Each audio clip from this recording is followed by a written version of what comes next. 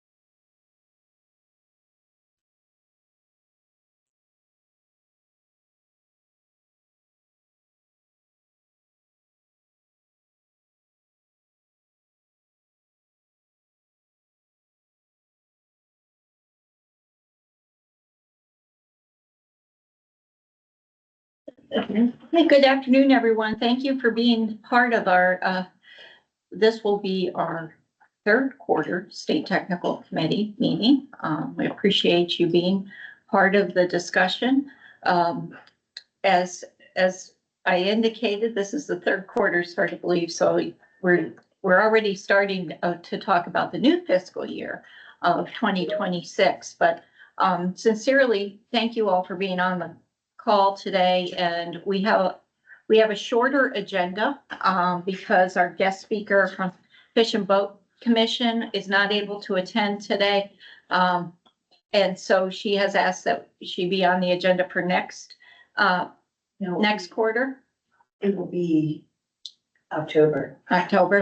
So, just want to thank Fish and Boat for calling. But we will have a very short agenda today to talk about technical updates, to talk about partnership and easement program updates, our financial program updates, and as well as committee input for this coming next fiscal year, 2026. Now is the time that we really start thinking about where we're going for the next fiscal year. I did want to give folks a little bit of an update. I've received some phone calls about what does all this mean for USDA and USDA as it relates to the new administration. At this point in time, we have, when we were in January, we started the year with about 219 staff people. 50 of those folks took the deferred resignation program, which means that they will technically, some are still working till April 30th, but they will technically stop working, be placed on administrative leave. They voluntarily have opted for this and will be paid from now until the end of the fiscal year. So that would be September 30th. So we did lose 50 folks. Most of them were in the field. We did lose some in the state office. Our own Yuri Plowden, state soil scientist. She will be retiring, as will Cammie Hughes, who coordinates these meetings. So you'll see meeting notices from other folks. Kafeni Kahala, our urban soil scientist, as well as many of you know Abigail Appleman. So those are just some of the folks in the state office who took it. And our own Susan Perry, she took the first deferred resignation program when it was offered. When was it offered? In February? Yeah. February. So we're certainly going to miss these folks, miss having them around, and also as well, Tim Kinney, who used to set up these meetings as well. So names you probably recognize, but they have decided to take the deferred resignation program. So thanks, everyone. We're down to about 170 staff people. Where we go from there, I don't know. There's still a lot of conversation of how far do the cuts continue to go. We at the state level are really not privy to that. So we just keep working and keep doing what we're doing. We received, as you know, there was some conversation when this all started about the impacts of the Inflation Reduction Act and what that meant. The Secretary Rollins, authorized us to continue with obligated producer contracts. What was fortunate for Pennsylvania is that with the help of Jared and the programs team and all our field folks, we were in a good position because we had obligated already by mid-January $33 million in EQIP funds for the Inflation Reduction Act. So we very much were able to make payments and continue to make payments on that. Other states are still waiting for that obligation they have to obligate all their money between now and September. So that puts a real crunch on things. They're doing that alongside of their Farm Bill funding. We also have Farm Bill funding. So between the IRA money and the Farm Bill money, we have about 84 million in equip. We hope we have about 7 million, Jared, in CSP at this point, Farm Bill, is that right? And then we hope to, at some point, the secretary will allow us to access the Inflation Reduction Act money for CSP. So, and that is about 9 million. So 9 million more. So looking to do that, and about, 8 million more for equip. That if we have the ability and the floodgates open for the Inflation Reduction Act, we can be doing more of that. But we will be doing more with less staff. So certainly looking to have conversations about that, looking to see how we can partner to make our work more efficient, to work with conservation districts, NGOs, and others as we try and roll out all this money. We have a lot of questions by partners about what this means for the Regional Conservation Partnership Program, the RCPP, most people know it as. For those agreements that we were able to sign, the secretary yesterday released the go-ahead to move forward with those that have been signed.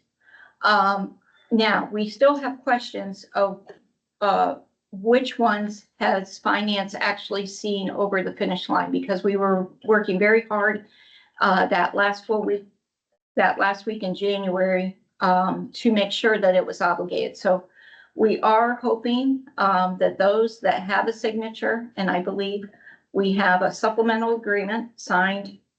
I'll let Jared talk about that because he has the specifics, but we do have several of these agreements that we're excited that we think we can continue. And those that are still on hold, we are again waiting for the secretary to release those additional IRA funds. So thanks to everybody for being part of today. And with that said, I don't know if we want to go around the room, introduce who's here in the room, and go from there. Okay. Why don't we start with Yuri? Yeah, good morning. I'm Yuri Fadin, state full scientist here in Harrisburg. I'm Melissa Hanner, doing the easement programs here in Harrisburg. Hi, Susan Perry, a former NRCSer and now Earth Team volunteer. Diana Barnes, resource conservationist here in Harrisburg. Kelly O'Neill, Chesapeake Bay Foundation. Tim Peters, state engineer, NRCS. Dan Ludwig, State Resource Conservationist, NRCS. Tanya Diroff, I'm the coordinator for the Kittatinny Ridge Sentinel Landscape. Morel King, Chesapeake Bay Commission. Kami Hughes, BSS here at the state office. Cynthia Garland, I'm the conservation specialist for Farm Service Agency in Pennsylvania. Jared Shippey, Assistant State Conservationist for Programs, Harrisburg State Office. And I'm Beth Sassaman. I'm the state biologist here in Harrisburg for NRCS, and I'm also acting assistant state conservationist for partnerships right now. Do you want me to go with people online? Folks can introduce themselves online if they'd like to, their name and organization. Amy Brown, Acting Executive Director, PACD. Brandon Tennis with the Lancaster County Conservancy. Carl DeLuca, Pennsylvania DEP.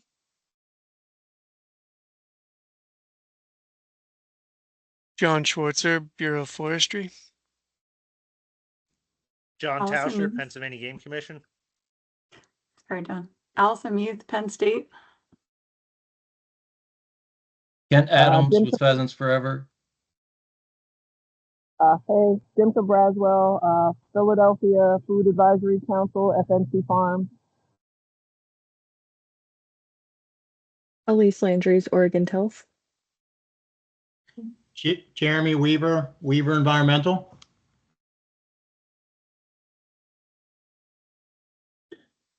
Katie Brownson, U.S. Forest Service at the Chesapeake Bay Program.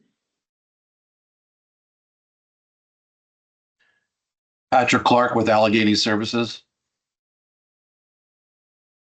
Chris Thompson, Lancaster County Conservation District.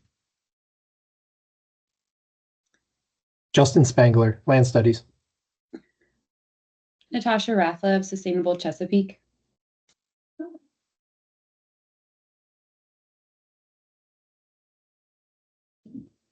You're at Washington County Conservation District.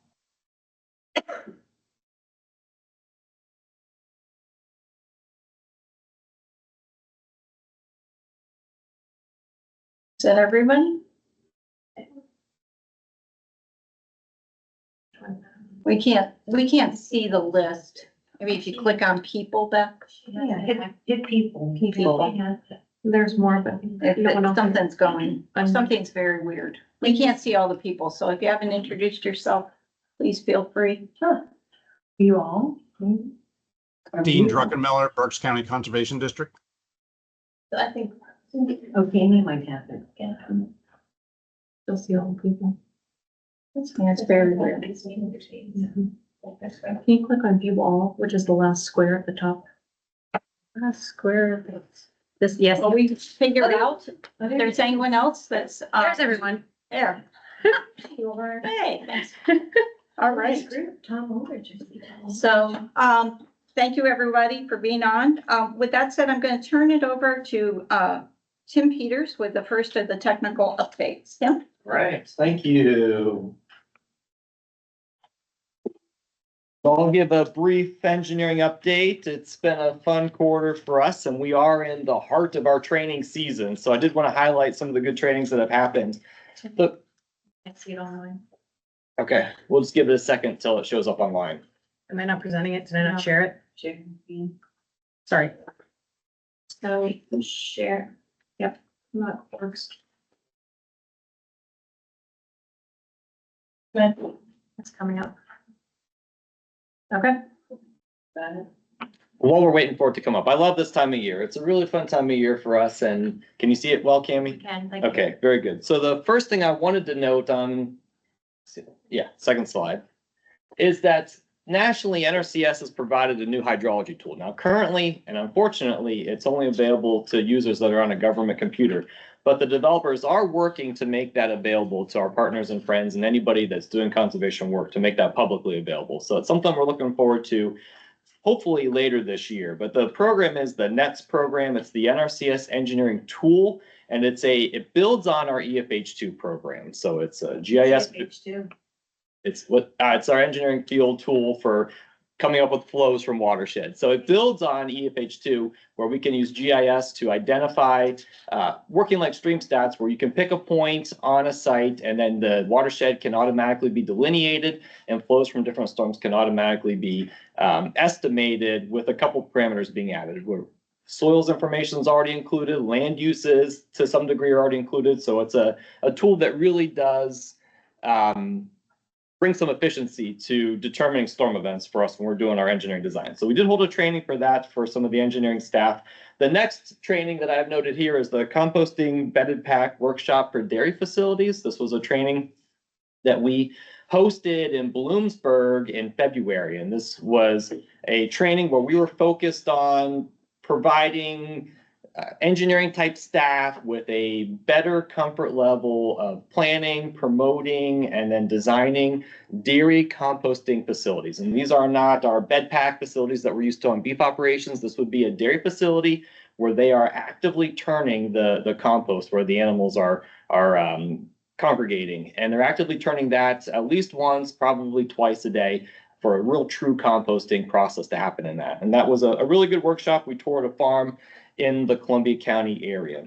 And then we helped out with the nutrient management orientation, the Act 38 training. So that's something that we always look forward to. That's held twice a year through the Act 38 program. And then finally, I'll hit the boot camp trainings, the ag conservation technical trainings.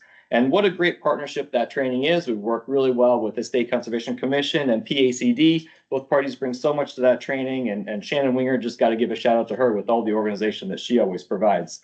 But, and then additionally, we have had help with the boot camp basic, the first level from Penn State Extension. So Penn State Extension has provided instructors. They provide some of the instruction now. That training is held in Lewisburg. So we held a March session of boot camp basic, and we had 30 participants at that training, which included 5 NRCS, 16 district, 9 partners, and then there were 18 instructors from NRCS and the SEC and Penn State Extension that helped to bring that training forward.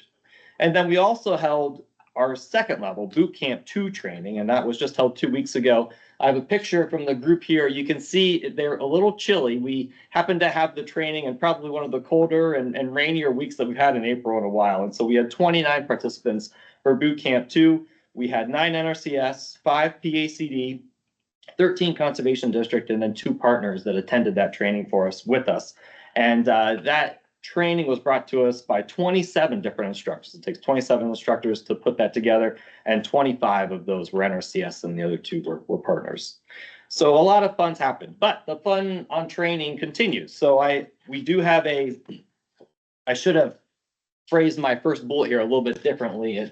We have another session of boot camp basic being held. There was so much interest in the training and the need was there. So we are holding a second session of the boot camp basic. So I shouldn't say boot camp basic session 2 because that sounds like boot camp 2. I should say boot camp basic session again. And that's what's actually happening. So that will be held May 5 to 8, and that'll also be in Lewisburg. And then it's not a training, but our staff, we are going to be helping to man a table at the PSATS, Pennsylvania State Association of Township Supervisors Conference. That's happening in Hershey at the same week. So that'll be happening simultaneously while people representing there. And then one of my favorite trainings that we hold every year is the ACA Manure Storage Training, which NRCS is responsible for pulling that off as part of the Act 38 trainings, where we go out and look at animal concentration areas.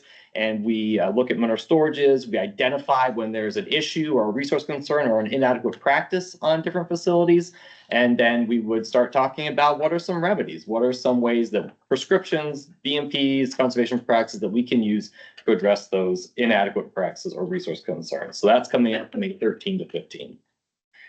All right, charging ahead. So EWP has our emergency watershed protection program has been really kicking into gear quite a bit. So with our emergency watershed protection program, where we're going out and we are stabilizing stream banks after large storm events when there are residents or businesses that are in jeopardy of being lost. And so we would typically consider a structure that is within 50 feet of a significantly eroded stream bank to be in jeopardy of being lost. So those are the types of structures that would typically qualify for this program if they're residents or business. And so we have had several storms over the past couple of years that have been in place. The most recent one that I'll mention is Tropical Storm Debbie, and we have 85 sites, most of those in the northern tier and western side of the state. Potter, Tioga County have quite a few. And those projects, 85 projects, we have completed all of the design work for those. So we're working with a local sponsor now. The local sponsor is responsible for obtaining property access they're responsible for obtaining the permits, doing the bidding, and we're working through signing our final agreements with those sponsors for Tropical Storm Debbie. So moving really well. We're hoping that construction will be starting shortly as soon as those things happen, and could be within a month or so, and we expect a lot of construction over the summer months. Tim, do you mind telling folks who the sponsors generally are? A lot. With DEP? Sure. Yeah, a lot of times with the EWP, the sponsors would be local conservation districts or local municipalities, local townships could. It has to be an entity of government. NRCS for the program, we provide the technical assistance, the engineering for the projects. We provide 75% of the funding for the construction for the completed work. The sponsor is ultimately responsible for that, the matching funds of 25%, but DEP traditionally has come in and paid that 25% for the sponsors. So the local sponsor doesn't have out-of-pocket expense to do this. There is work on their end. DEP's been a terrific partner with EWP for us to move these projects forward because we couldn't do it on our own. We certainly work really well with DEP, and a big shout out to Bill Senich, who we're talking to every day. He's been an asset for us with moving these projects forward. So Bill, if you have people out there, I hope they give you a high five or something for EWP. Additionally, with EWP, we had some earlier storms too, and I did want to mention, we had storms from July 2023 and September 2023 with 15 projects. And I like to share that within this past quarter and fairly recently, all of those projects have been completed. So we're happy about that. 15 different properties have been put in a much safer situation than they were before. And then we also had April 2024 large storm events. We had 10 projects from that event. And those 10 projects are currently all bid, and they are mostly under construction or about ready to commence construction. So really good stuff on the EWP end. A couple of things that are coming up on the engineering side too. We are working on in-state a tool for maple syrup energy assessment and design. So we recognize, and we have payment schedules, and we have mechanisms where we can come provide financial and technical assistance to projects where there would be an energy improvement. And one of them is maple syrup. Maybe we're going to put in a new RO system or a preheater or pre-evaporator type system for a maple syrup production facility. And so we're working on tools where it would be easier and like a spreadsheet that could help quantify the benefits and then provide some design components for that project easily. So that's something that we're working on right now, and we'll be coming and we'll put that out and share that with you when that is ready. And then I'll also note, this is the last thing I think I have to note, is that we're also working on updating our 642, which is our conservation practice standard 642 well practice specification. So the standard was updated fairly recently, but we're updating the practice specification, which really gives a lot of the specifications for implementing wells.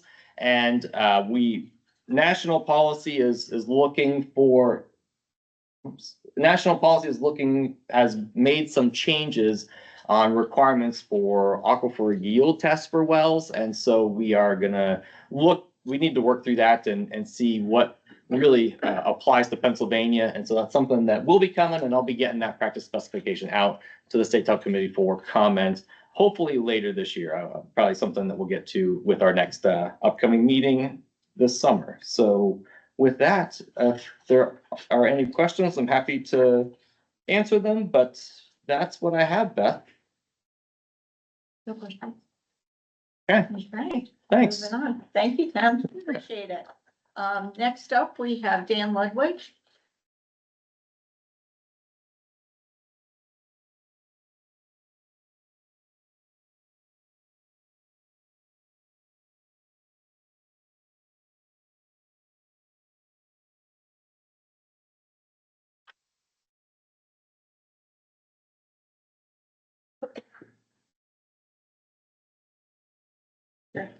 Myself first.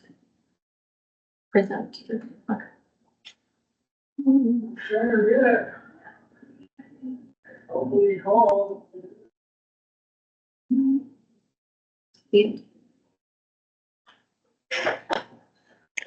All right. Well, good afternoon, everyone.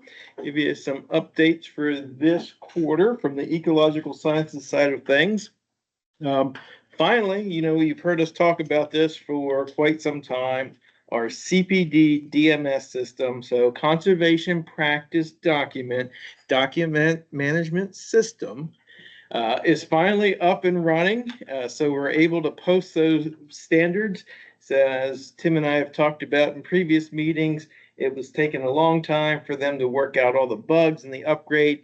It's finally up and running. So end of February, we posted all of the practice standards that were revised for fiscal year 2025. So they're all now there. And one of the things that we were having trouble with was getting the interim conservation practice standards posted. So they have now figured that out. So those are now found in section 4 of the field office technical guide. The only thing is they still haven't figured out how to get the implementation requirement sheets posted. So those if anybody needs those, we still have to send those out.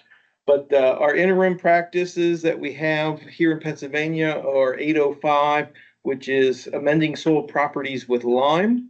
822 is the non-ruminant livestock outdoor vegetation management. So again, that's more suited for pasture green areas with horses. It's really not a pasture, but it also would be applicable to like poultry on lots outside of the poultry barns. And then we have 827, which is strategic forest forage management. So that's bale grazing. So for our grazing folks. And then 828 is wildlife habitat establishment. So when we're doing this, so now we have an interim to help prepare ground. So when we do like a 420 or a wildlife habitat planting, you know, there's in that payment scenario, there's like one herbicide application, one prep.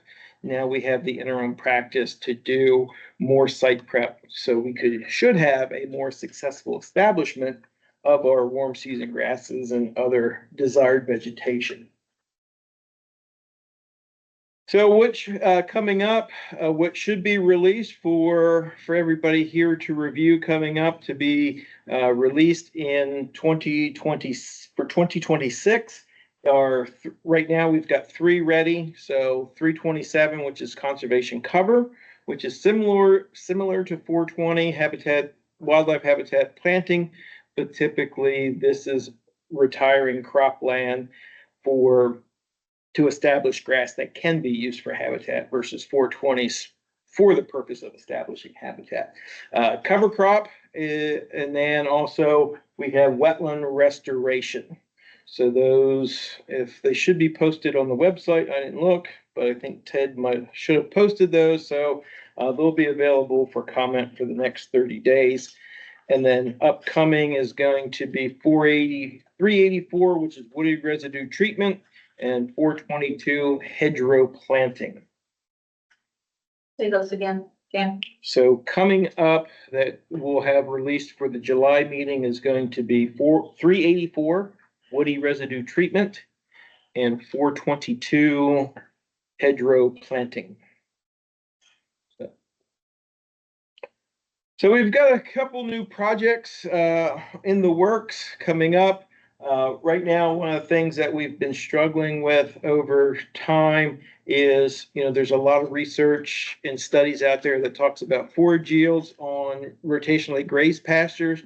There's a plethora of information out there, but a lot of the pastures that we deal with on a regular basis are those overgrazed, overstocked pastures. So we've used some data before, but it's never been quantified. So right now, Brian Campbell, our state grazing specialist, is working on a clipping study. He's got a exclosure set up on a local farm. He'll be going out and doing some clipping, gathering that dry matter data, so then we can actually substantiate the yields that we've been using for the past 10 years or so. So we're excited to see that. Because that really ties down to the next item that we have, or is the pasture yield accuracy. So looking at, and this is really tied to our Act 38 nutrient management plans. Well, in our pasture planning for grazing, we've been trying to get accurate yields, trying to work with the producers to come up with how long those pastures can be grazed, what does it take to get those pastures maintaining good vegetation. And then one of the big things we run into is when we see an Act 38 nutrient management plan, the yields are highly overstated.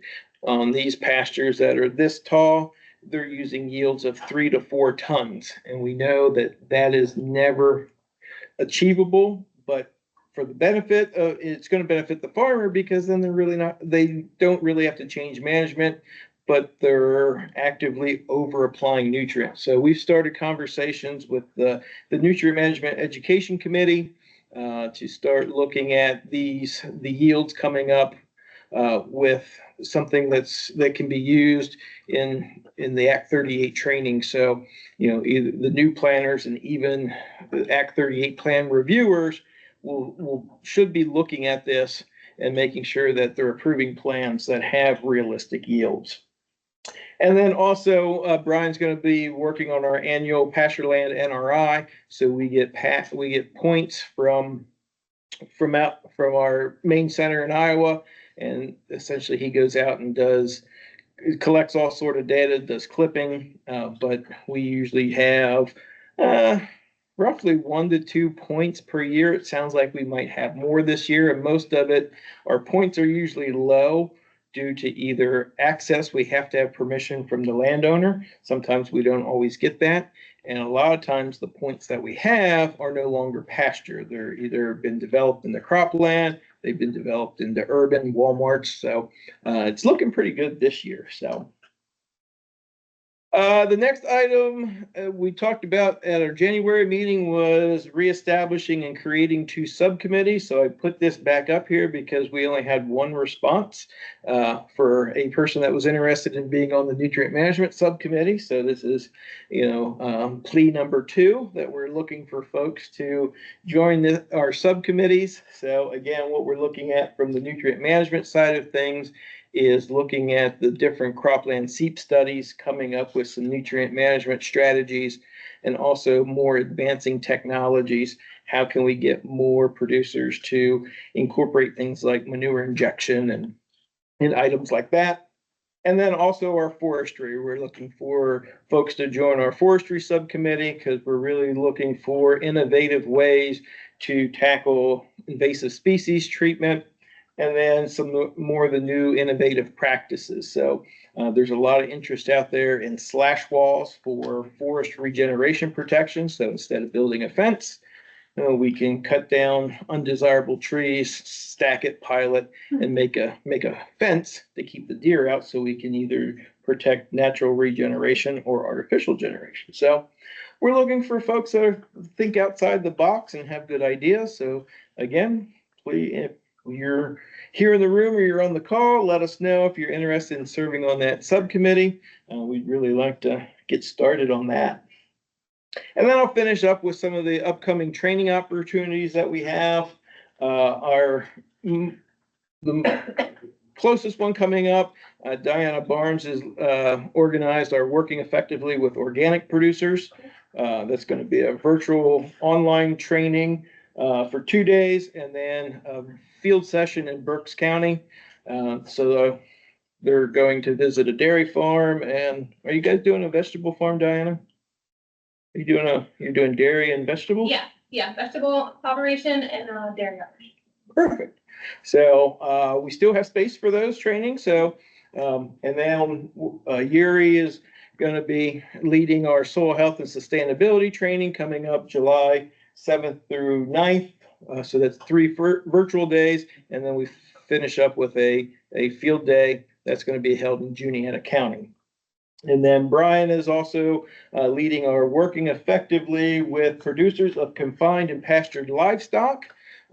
There's kind of like a little trademark on Working Effectively with Livestock Producers, so we had to come up with our name. But we held this training last in 2022 out in Somerset. We'll be having it in Chambersburg this year, so it's a 3-day in-person training, looking at how to basically communicate, work with producers that are grazing and have confined livestock. And then right now, tentatively, we're looking at our fall trainings. So we're looking at our Conservation Planning Part 2 training, otherwise known as Certified Planner Training. Tentatively looking at September 15th to 19th in State College. So if there's anybody interested in their planning certification, contact Diana. And also our Introduction to Conservation Planning. That's another 3-day in-person training, tentatively looking at October 28th through the 30th and holding it in Lebanon County. With that. We have a question online from Yes. Justin Spangler. Yes. I was just curious where you go to review and comment on the PA practice standards. Is that on the state website? You can submit comments directly to me. And so those standards that are coming out are all ecological sciences. So yes, you can submit comments directly to me. Okay, so they're the published standards that are open for comment again, or are they new? Are there new standards? Draft So standards posted. these are revisions of the national standards. So the national standards get revised every 5 years.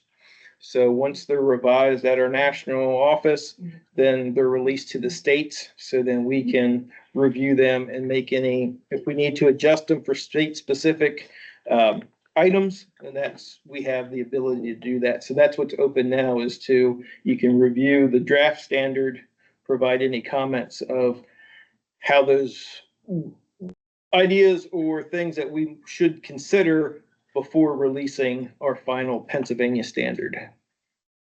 So did that, maybe Beth is going to. She's put a trying to link up post it there. in the chat. Yeah. If Justin didn't receive it, the state It just technical didn't open committee up should yet. have received them, but I don't know if Ted sent them out or if he posted them on the web, on the state technical Maybe committee that's- webpage. maybe stop sharing and then try. Okay, maybe that's. I have another question. For me? Yes, for you. Okay, well, she's For you looking. and Diana, it came up in my mind. So for those of us now on the state technical committee, how would one that's interested in any of those topics that are technical trainings, how would they sign up? And what is the process, I guess, for prioritizing who signs up for those? I know that sometimes outside folks, partners are interested in attending our training. So what is that process? Can you talk about that just a little bit? Sure. So these trainings are really geared towards the conservation planning side of things. So, are working effectively with organic producers essentially is that training to bring our staff up to speed with the fundamentals of organic production and how to work with, communicate, talk the language to those producers, and then also see farms on the ground and how things are implemented. So So it's just for NRCS staff. it's for anybody that's interested for conservation planning. So, because it's really tied to you networking with those clients that you might be writing a conservation plan for. So, and then conservation planning part 2 is for certified planner certification. And intro to planning is meant for folks that are interested in getting their conservation planning designation. Yeah. I'll put your email address in the chat. Okay. But for some reason, I cannot access the chat. Huh. But Tammy can. But Kim So- can. Okay. So she's gonna put Dan's email and then we'll, It's a public website. we'll see if we can link this site in the chat. Okay. Yeah, because I didn't check to see if Ted had posted those on the website or not. I have it on my to-do list to check. Okay. Perfect. Okay. Any other questions? Thanks, Dan. Appreciate it. And we will, with the link and Dan's email will post in the chat so you can go back to it. Next is our partnership and easement program update. Oh, Yuri, what did I forget? I'm sorry, Yuri. The esteemed Yuri Plowman, who's gonna, our team volunteer to conduct your soils training. So thank you, Yuri. No problem. I'm getting over a cold, so that's why I have one of my unused COVID masks on today. So just some updates from the soils cadre in NRCS Pennsylvania. You can go to the next. Oh, you can use the remote. Oh, I can do it. All right, thank you. So just like that. Okay. So in January 2025, I presented about the soil carbon monitoring network. And as a reminder, it was going to be a nationwide effort to sample 1,500 sites in fiscal year 2025 and measuring it for soil organic carbon, both density, pH, particulate organic matter, and a bunch of other things. That was mandated by one of the climate smart I don't know if it was legislation, but the Climate Smart program at that time. However, and Pennsylvania was scheduled to do 37 sites. We actually submitted 50 sites for consideration. So that was going great guns. But now that project is on indefinite pause while the Soils and Plant Sciences Division undergoes its own restructuring and figuring out what its new strategic priorities are. But work goes on. So we are organizing a Pennsylvania Soils Conference. Yay! So it's a joint effort between NRCS, the Pennsylvania Association of Professional Soil Scientists, also known as PAPS, and Penn State University. So the theme is building resilient Pennsylvania soil systems, but basically we're trying to get academics, public agencies, NRCS, federal, state, local and university partners to come together and talk about what are the soils research projects and things that they are working on. We haven't done one of these since my predecessor, Joe Kraft. So here in my last year as state soil scientist, I'm pulling it together. So that'll be June 17th to 18th over in Bellefonte, outside of State College, near Penn State University. And if you go to the Pennsylvania Association of Professional Soil Scientists website, there'll be a link for more information how to register for that. We are also carrying on with other training. So as Dan mentioned, the soil health and sustainability training, I'm kind of leading that, but if as of April 30th, you won't be able to get a hold of me from my USDA address, but contact Diana Barnes. She'll be able to tell you what's the latest on that and tell you how to register. And we're also doing an interagency hydric soils training in Raystown Lake. That will be July 6th through 7th. And it's for NRCS, DEP, Army Corps of Engineer, and other of our public partners, but it'll also be open to conservation districts. Registration is not available for that yet. We're going to try and get it out about 2 months ahead of time.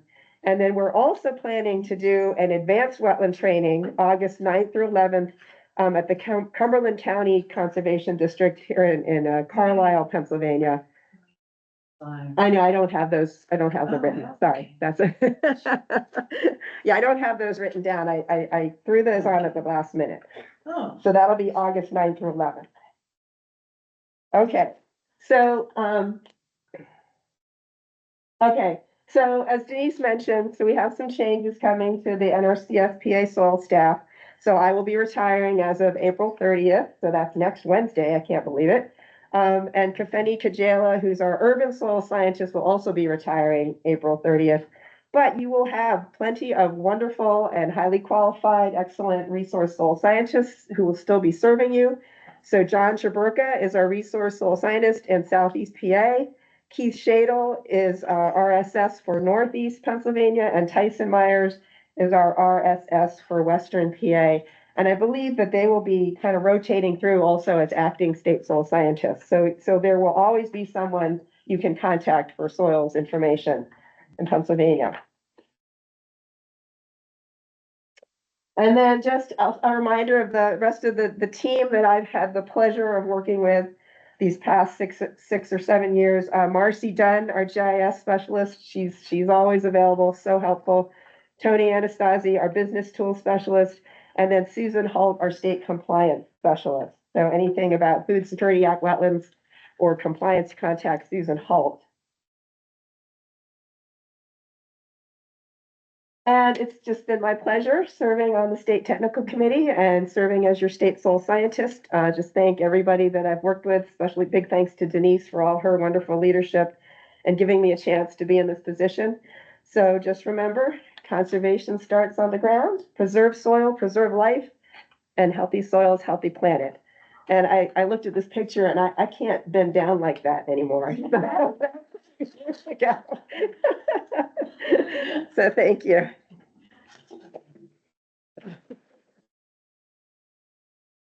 Thank you, Yuri, and there'll be a huge gap with Yuri retiring, but she's coming back as an Earth Team volunteer, just like Susan is coming back as an Earth Team volunteer. So we so appreciate all their help, their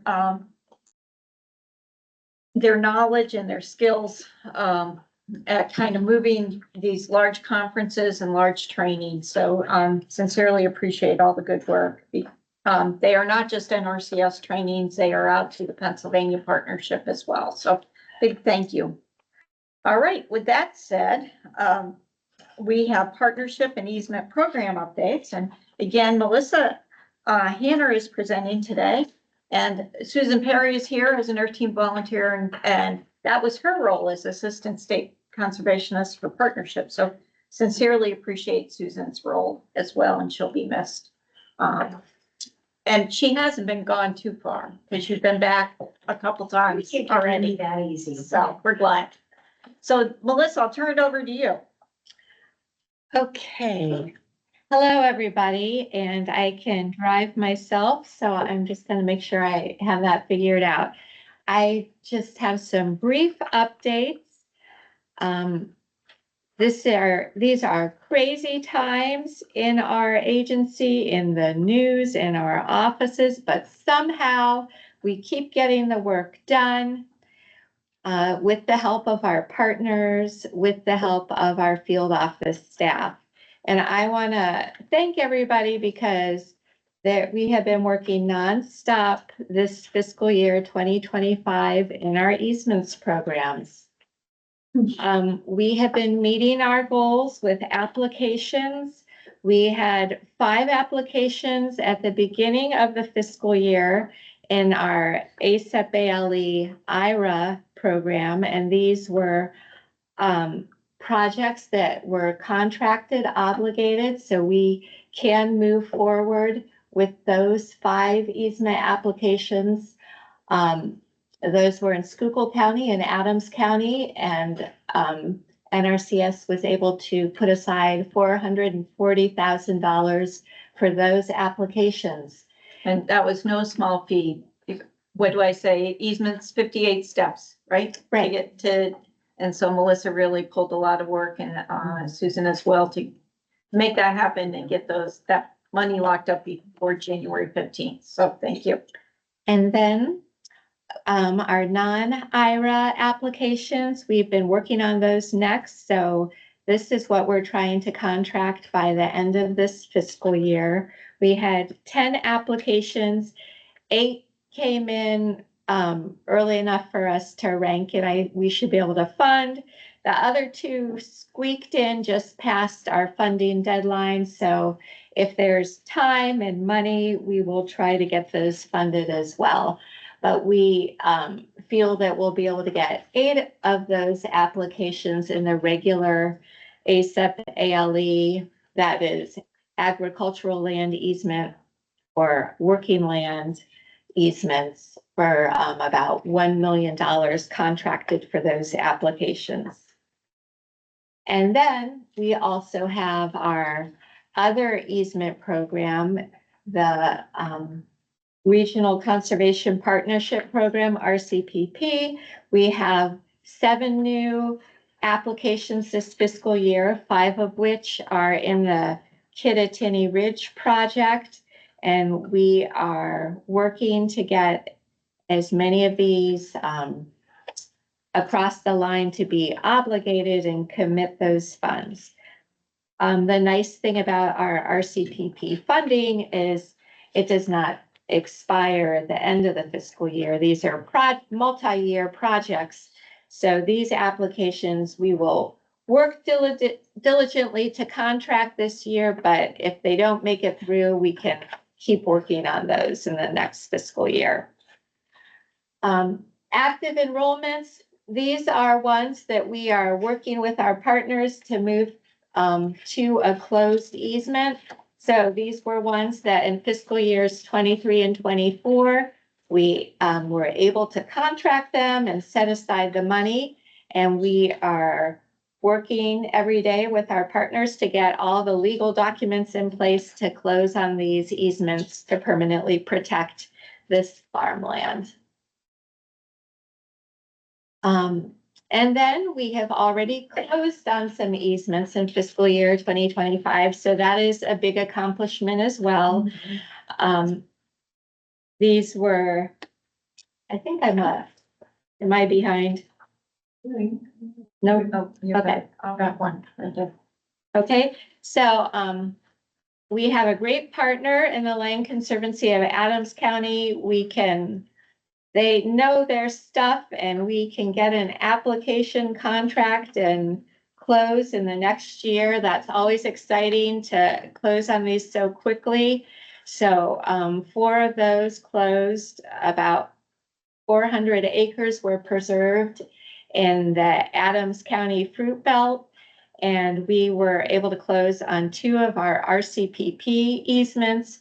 One was on the Buffalo Creek watershed RCPP, and the other one, no small shakes, was the Kittatinny easement at the Hawk Mountain Boy Scouts. So that was 500 acres preserved for the Boy Scout camp, and they are going to have a big celebration in June to mark the preservation of that land. These are your Pennsylvania contacts for federal easement programs. And one last announcement on May 21st, if you want to save the date, we have a field day in Lebanon County where we're really targeting landowners who are interested in the ASAP Wetland Reserve Easement Program. So landowners in Lebanon County, the Swatara and Kittatinny watersheds, if they have contemplated doing a permanent easement through ASAP WRE, this is their opportunity, May 21st, and reach out to me or Charlie Hanner or Mark Long to learn more about that opportunity. And Melissa, do you want to talk a little bit about WRE and where things are with that, aside from the tour? We did have some applications for WRE. Sure. So with our IRA funding, we were able to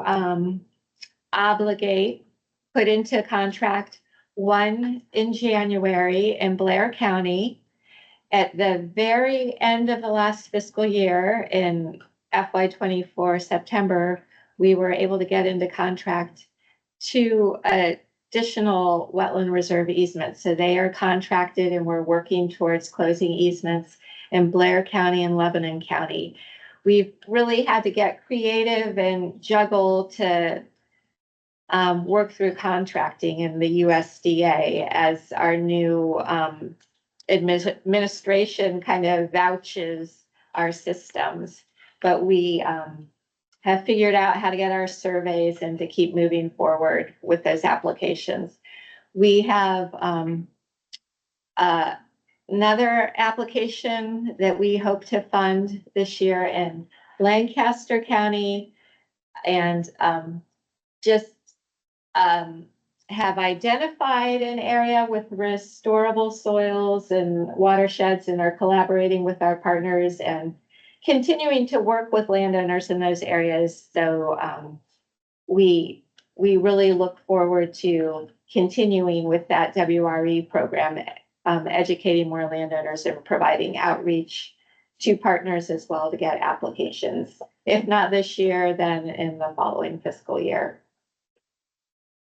And a big shout out to Melissa and Susan and Mick and Ann Bayshore with Capital RC&D, because while the secretary is very supportive of funding producer contracts at this point in time, easements has been another issue, and whether it's getting appraisals, getting title reviews, getting survey work, that has been a huge uphill climb. And we have, prior to her departure, there was a large agreement that was established, a contract to do some of that work.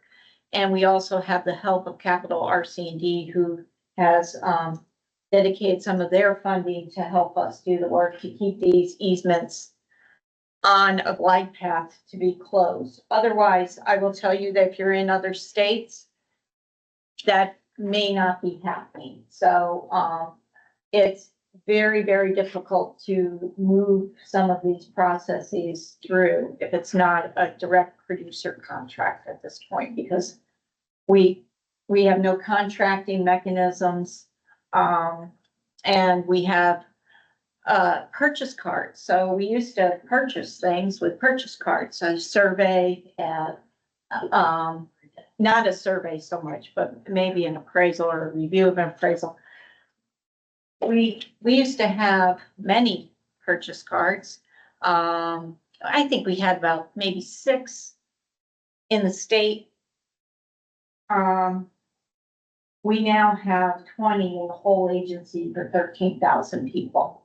So 20 purchase cards for an agency with 13,000 people was 13,000. To do billions of dollars worth of conservation work has made it extremely, extremely difficult to kind of get some of those things over the finish line. So big thanks to Melissa and Susan and Mick. And can't thank Ann Bayshore enough too, because she's helping us get those things across as well. Right, we have been very fortunate in Pennsylvania NRCS to keep moving with our easement acquisitions because of that support. If I could just make one comment, and I don't know if anybody from PA Farmland Preservation or DCNR, but it goes to the partnership in Pennsylvania too, that Pennsylvania Department of Ag is the #1 in the nation in the amount of acres. Same with Kittatinny Ridge. Without the help of partners, I think the amount of easements that you have on the list there is just tremendous. And Pennsylvania just keeps bringing more farmland in to preserve. So that's a credit to Pennsylvania as a whole and all the partners working together. And certainly NRCS is a big part of that. So congrats on, those are great numbers, Melissa and Denise. Excellent. Thanks, Susan. And yes, these are partner-led easement projects, and they happen because of our partners willing to work with us. And there's still 58 steps. So. Yes. Doesn't get so, thank you, Melissa. I didn't know if we wanted to introduce Tanya Deerhoff at this moment.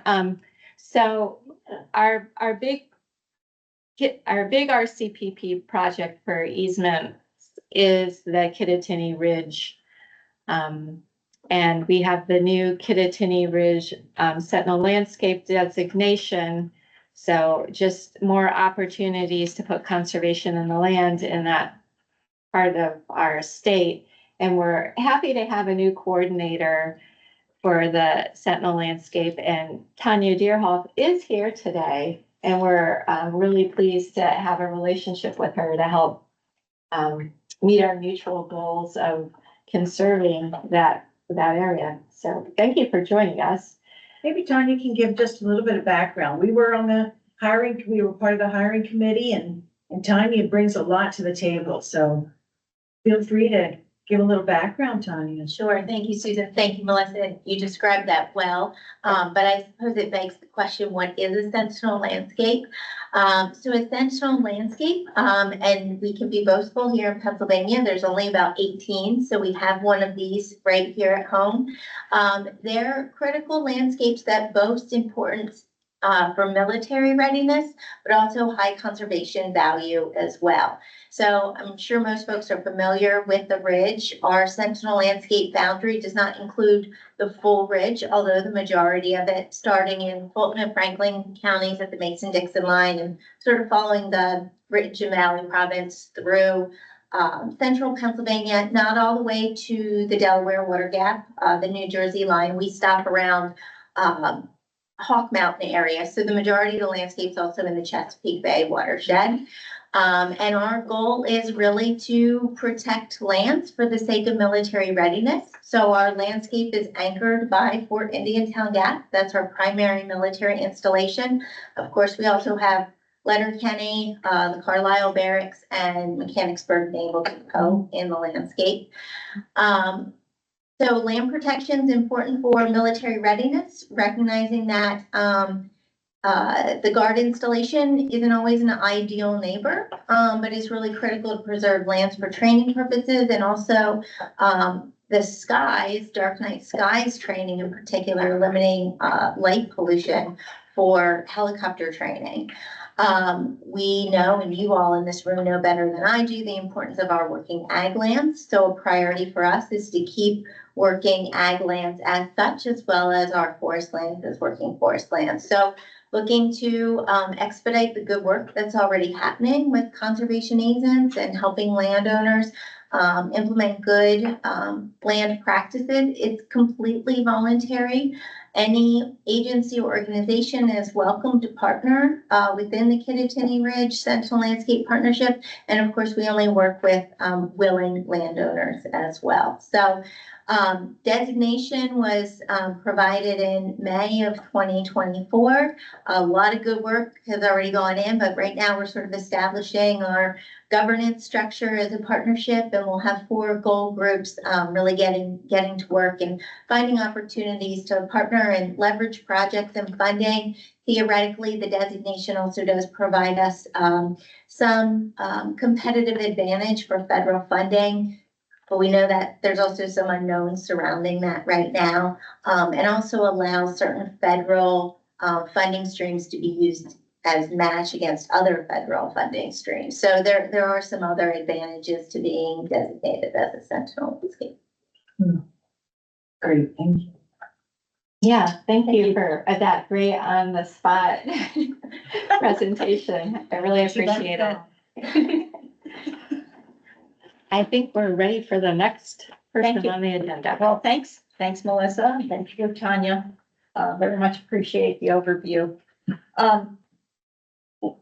Next we have is financial program updates, and our assistant for programs is here, Jared Shippey. I'm glad to have him here to talk. He's been very busy. Thanks, Denise, and good afternoon, everybody. So to give a brief update, so we are still rolling with financial assistance programs here in 2025. We are potentially looking at another record year in getting those financial assistance dollars out to farmers and private landowners to put conservation on the ground. So I have the CSP. Is that what you want? equip first, please. There's only one in the folder. I have a CSP. But I would happily show it. Unless it's attached to it. There should have been 2 separate presentations, but that's okay. Just 4 slides. Yeah, that's just the CSP side of it. That's okay. I can speak to equip and AMA and RCPP as well. So,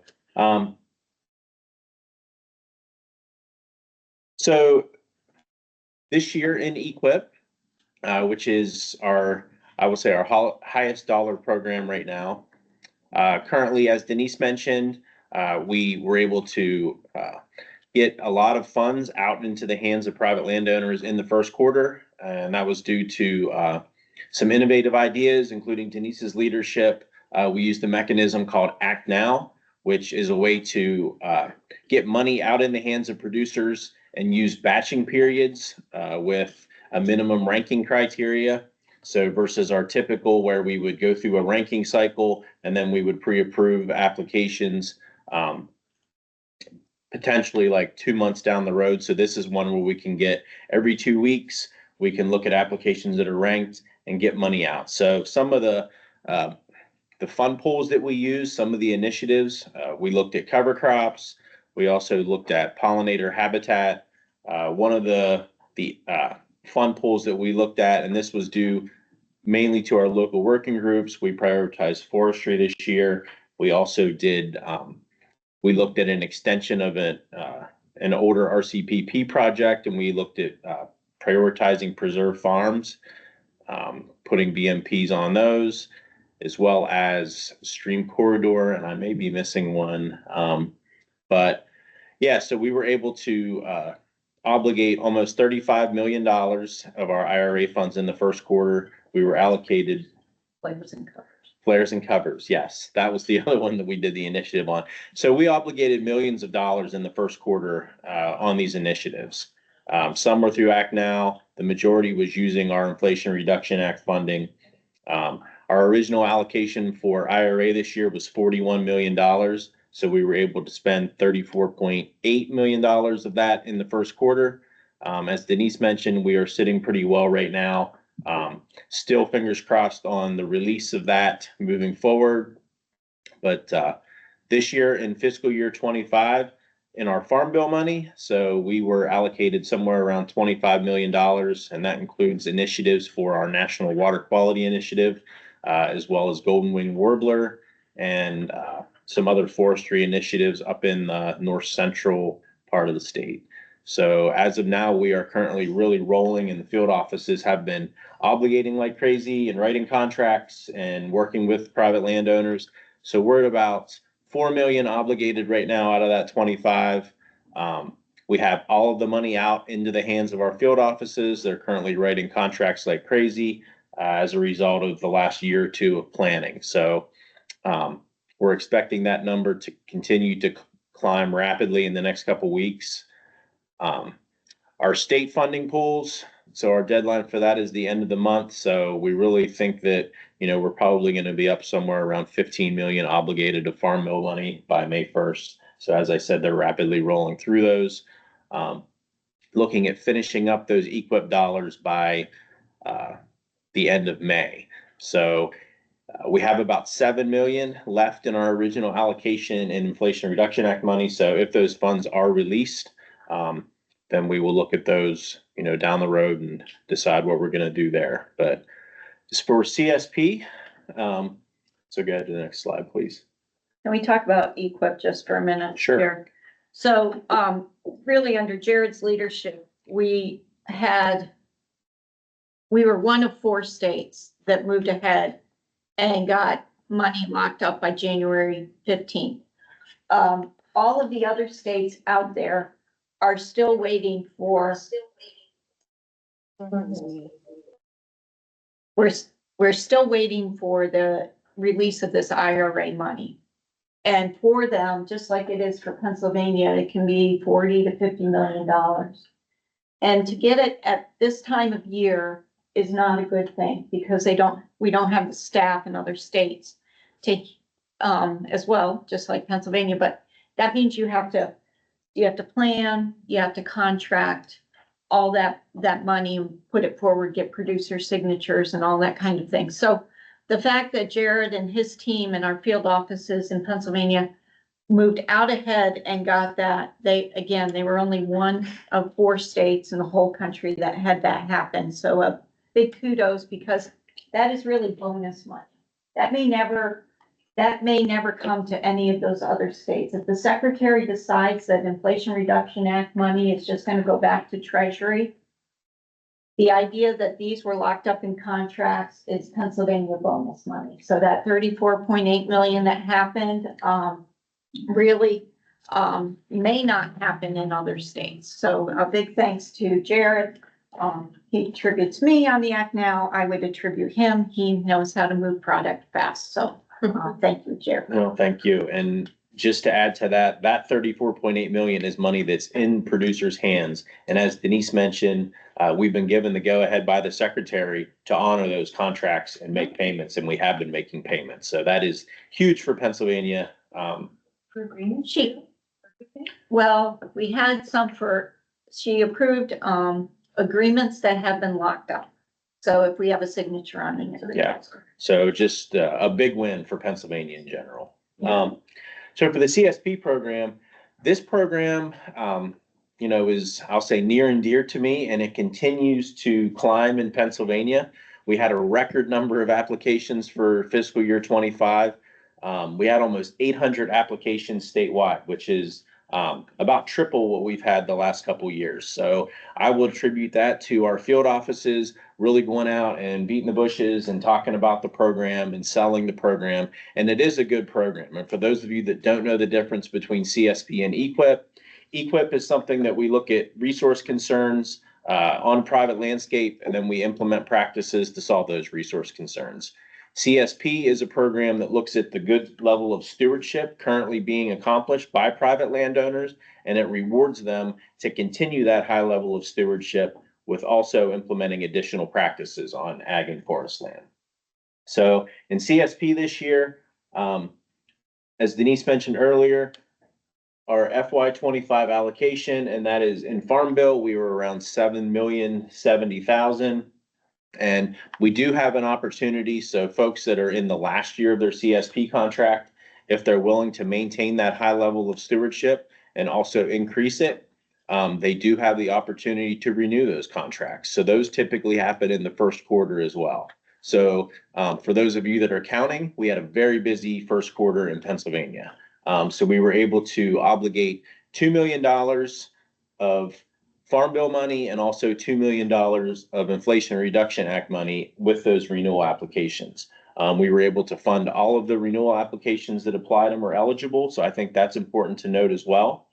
So right now, we're working through those 800 applications to determine eligibility and ranking criteria, and we are currently pre-approving applications right now. So recently this week, we got the remainder of our Farm Bill funds out into the field's hands to work and obligate contracts. As Denise mentioned, we do still have about 7.7 million left in Inflation Reduction Act money that was originally allocated. So, as of now, we're on pause, but we are certainly hopeful and we certainly have the applications to expend that money. So, looking forward to continuing on that and finishing up CSP. And I don't think we have a slide on RCPP here. I'll go ahead. The other thing to keep in mind is all that money is coming in. We have 800 applications. Many of them are in the Bay watershed. And again, that program still does not get credit in the Bay watershed. So that's for advanced nutrient management. It's for cover crops. It's for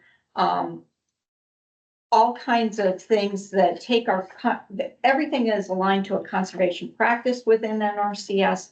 And so it seems to me that if we accept the practice, we should accept the enhancement because it's enhancing that practice even more. So yeah, good point. And a lot of times those enhancements are in addition to the base practice level. I mean, they're always in addition. So they're different types of treatments based under the same practice code. This is just a list of our fund pools. So, CSP, ag land and forest land are both eligible. Those are separate applications. And we look at, all different land uses, including pasture land, cropland, farmstead, associated ag land, forest land. So, go ahead, please. Just the endings. Okay. So just to touch quick a little bit on the RCPP program. So, we were able to, we are continuing to work on existing projects, and last year was a record year for RCPP. So last year we obligated almost 50 producer contracts for close to $12 million in RCPP. So that program, and between the program managers, I have a little bit of a competition to see who's going to be the second biggest program between RCPP and CSP. So it's kind of a thing within our programs team, but RCPP is slowly creeping up on CSP, and I expect it to continue to grow. We currently have multiple existing projects that cover across the whole state, targeting different priorities. So we were recently, so a couple of our new ones that were funded with Inflation Reduction Act money, we are currently on pause on new landowner contracts.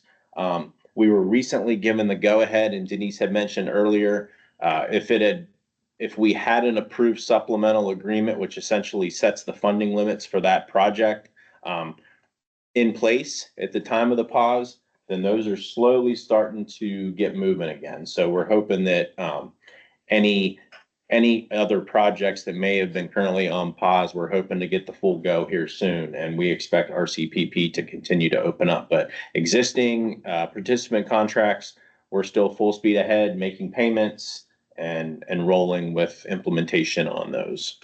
Is there anything you wanted to add on RCPP? well, and we're going to look into the one with PA Department of Agriculture because we had that one on enteric methane, and we're seeing if that one, we had gotten signatures and everything to get ready to that, but I'm not sure that hit the button to get through finance. So we're researching that one now. And if that's the case, that's bringing another 25 million in. So Yeah. a lot of money on that one. That's our CSP will be, yeah, so lots of things happening with the Farm Bill programs, and yeah, everybody's working hard right now, looking to obligate that money. So that's what I had, unless there are any questions for me. No? All right. Thanks, everyone. But we do have questions out on that PTA one. So just hopefully hoping that one breaks loose. And we also have one with the Chesapeake Bay Alliance that will continue the work. with a lot of livestock producers throughout the Bay watershed. That one went up for renewal. It was for $10 million in RCPP. We were trying to get that one across the finish line.